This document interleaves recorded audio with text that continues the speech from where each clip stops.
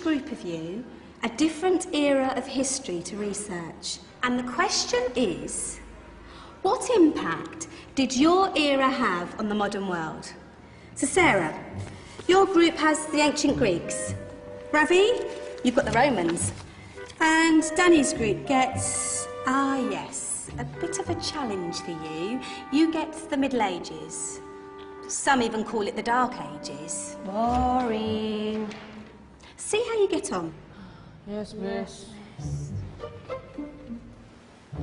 So, Serene, yes, you get the Renaissance.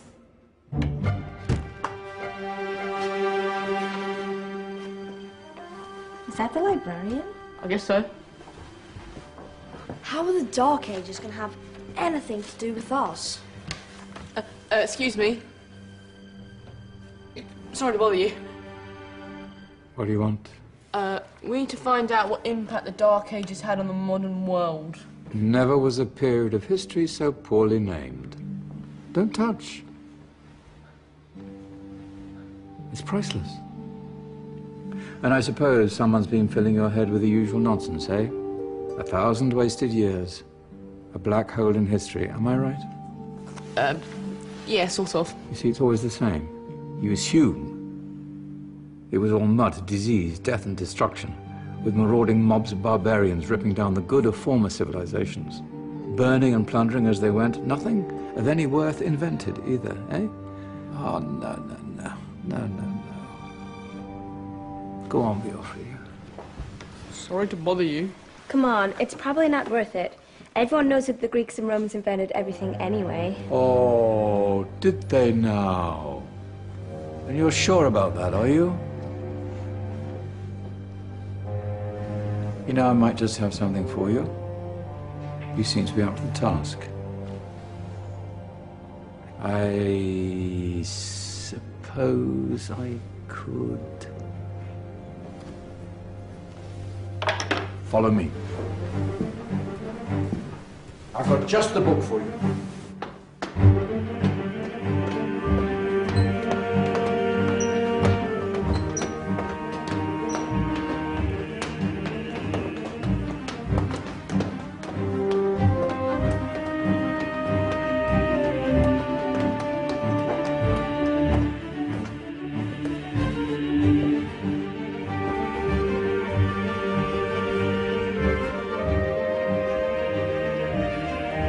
Where are we going? I don't know. Ask him. Excuse me, where are we going? From darkness into light, my young friend. From ocean onto land, there are things you should know. Oh, yes, indeed. Yes, indeed.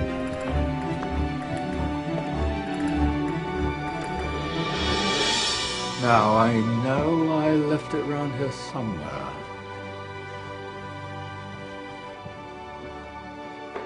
Ah, here it is. Now, take a look. If you dare.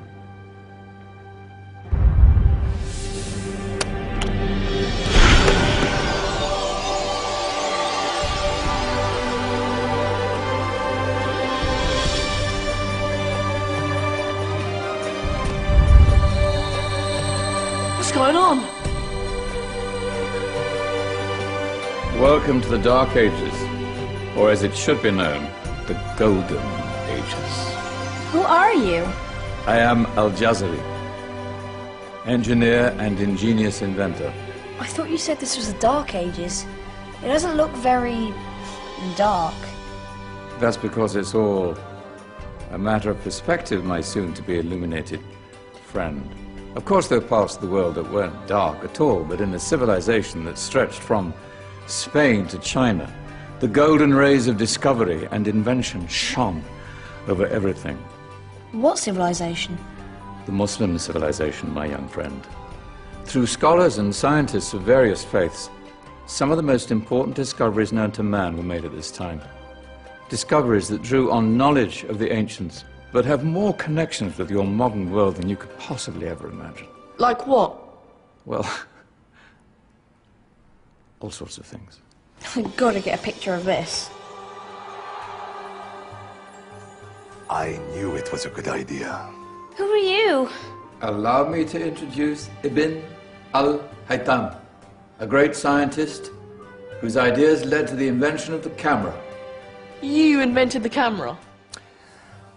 I laid the foundations for modern cameras by explaining how our eyes work. I found a way of projecting an image onto another surface through a small hole in a dark room, later called camera obscura.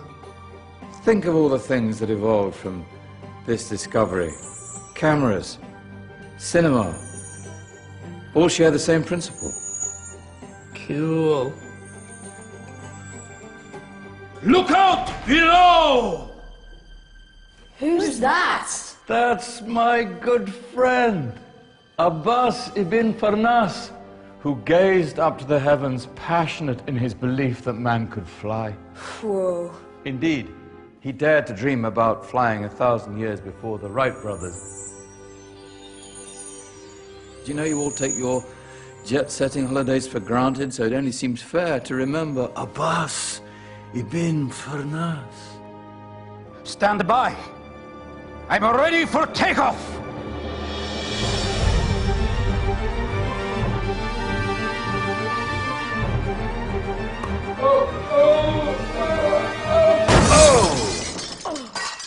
He did forget one thing, though. A tail, useful for landing. Ah, my back. Is there a doctor in the house? Did someone call? Ah, my old friend, why don't you introduce yourself to my young guests? I am Abul Qasim al-Zahrawi. Many call me the father of surgery. Did you actually do surgery back then? Of course we did. In fact, many of the surgical tools that I invented are still used in your modern hospitals. Excuse me, a patient needs my attention. Scalpel? I think I may need some stitches. In that case, I'll use catgut. Catgut? From the gut of animals. Perfect for stitching up internal wounds. Your surgeons are still using it today. Sorry, mustache.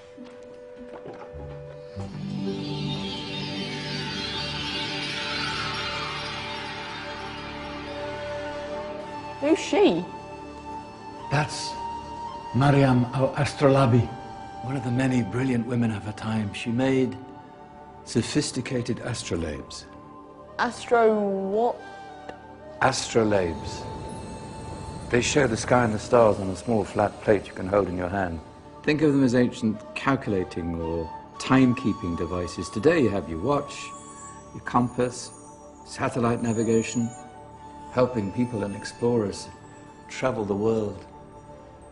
Science at its brilliant best. And all these things were developed during the Golden Ages.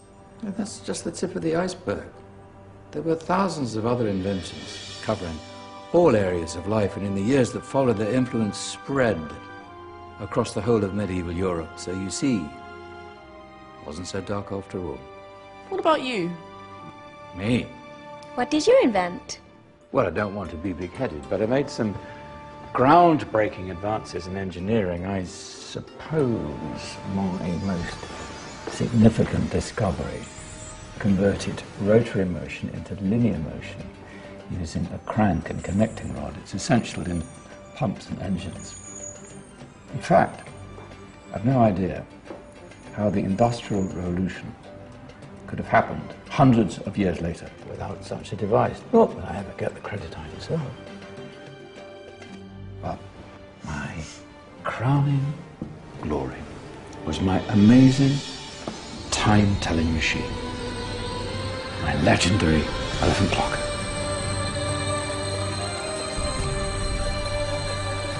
It's a clock. Yes. Dozens of components collected from different cultures around the world. Indian, Greek, Arabian, Egyptian, Chinese. Wow. A United Nations clock. That is pretty cool. Does it actually tell the time? Well, yes, of course. If it wasn't for me, thousands of people would be late for everything. Speaking of time, we better get you back. And remember, spread the word. This is a golden age, and I've only shown you a tiny part of this wondrous time. There are countless other scientists and inventions directly connected to your modern world. You're just going to have to find out for yourselves. No, wait!